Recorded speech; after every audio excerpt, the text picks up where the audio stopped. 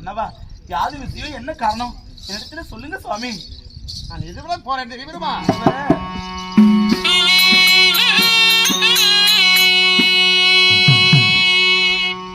பிள்ளை வர வாங்க வேண்டி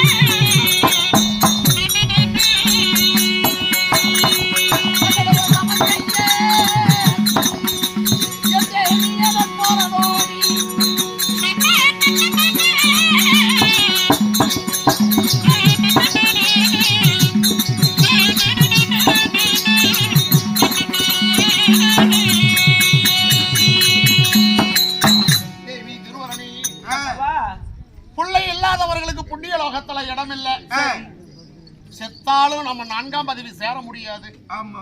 அதனால எந்த சுகம் இல்லாம வேணாலும் இருக்கலாம். நம்மளுக்கு புள்ள சுகம் வேணும்.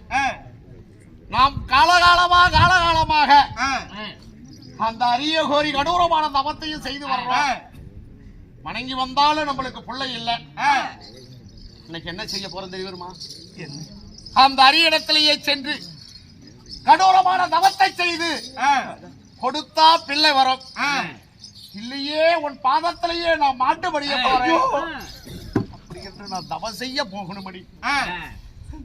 மன்னவா ஆமா என்னதான் உனக்கு நான் குழந்தை எனக்கு நீ குழந்தைன்னு சொல்லி வந்துட்டோம். வந்தா கூட 4 பேர் மத்தியில போகும் பொழுது உனக்கு எவ்வளவு காசு பணம் இருக்குது, உனக்கு எவ்வளவு சொத்து சுகம் இருக்குது கேட்பதில்லை. அந்த காசு பணம் எவ்வளவுதான் கோடி கோடியா அரண்மனை கொட்டி கிடந்தாலும் அது அம்மானு அப்பான்னு தான் தாடி வருமா. இந்த உலகத்துல ஒரு மண்ணுக்கு பாரமா நம்ம வாழ்ந்து விட பிள்ளை வர பெற்று வந்தா வாழலாம். சாகலான்னு முடிவு பண்ணிட்டீங்க. நிச்சயமாக அதுதான் என்னுடைய மனதல. தேவி நீங்க சொன்னது போல பிள்ளை இல்லாதவர் பிணத்துக்கே சமம், மனிதன் இல்லாதவர் இந்த மண்ணுக்கு சமம்.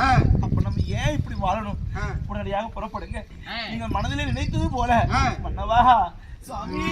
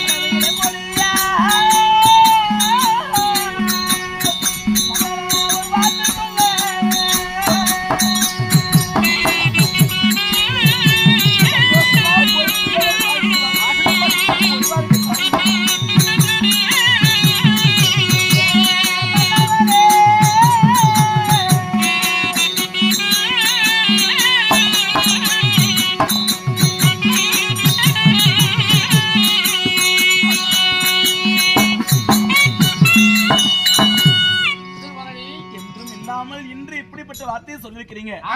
நான் ஒருவேளை போக வேண்டாம்னு மறுத்து பேசினா முதலில் கோணல்லாம்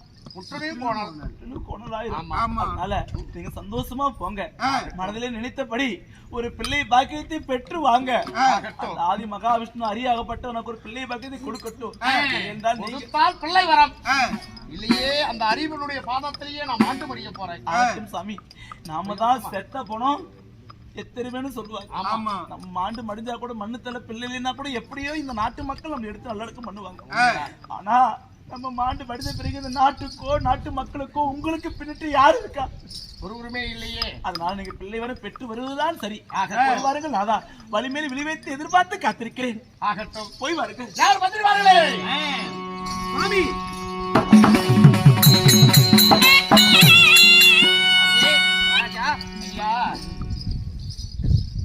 ஐயா, நான் பிள்ளவர பெறுவதற்காக அந்த அரியடத்துல சென்று நான் பிள்ளவரத்துக்காக போறேன். நான் போய் மறுமுறை இந்த அயோத்தி வர வரைக்கும் இந்த நாட்டு பொறுப்பை உங்களிடம் ஒப்படைக்கிறேன். அதனால நான் எப்படி அரசாட்சி செய்து வந்தனோ மன்னனுக்கு ஒரு குறை என்றாலும் நாட்டு மக்களுக்கு ஒரு குறை வரக்கூடாது. இந்த அயோத்தியை பாதுகாக்க பார்த்து குடிமக்களுக்கு எந்த விதமான குறைகளும் இல்லாம நீங்கள் தான் அரசாட்சி செய்து வர வேண்டும். அகட்டும் சாமி, போய் வருகிறேன். பதனமாக பார்த்துக் கொள்ளுங்கள். சென்று வாருங்கள்.